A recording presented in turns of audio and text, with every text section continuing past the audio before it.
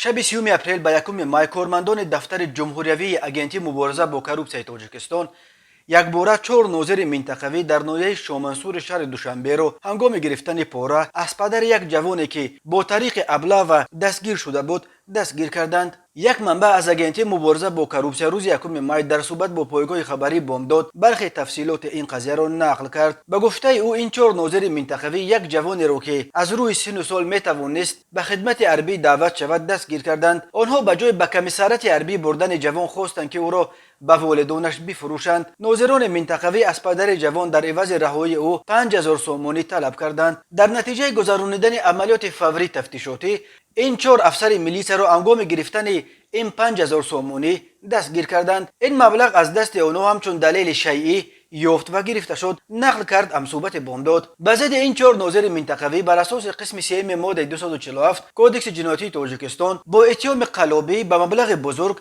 از جانب گروه متشکل پرونده جنایتی آغاز کردند. بر اساس این بند قانون به آنها همچون جزا و جریمه به مبلغ از 912 تا 1460 نشان دهنده برای حسابها و یا از 5 تا 8 سال زندان تهدید میکند. اگنتی مبارزه با کروپسی در گزارش‌هایش مقامات کارهای داخلی را پیوسته در قطار نهادهای دولتی از همه فساد زده نام بر میکند. تاجیکستان در عموم یکی از کشورهای فساد زده ترین دنیا به شما رفته. در گزارش اخیر سازمان ترانسپرنسی اینترنشنال در بین 180 کشور از لحاظ سطح فساد در مقام 150 جای گرفت.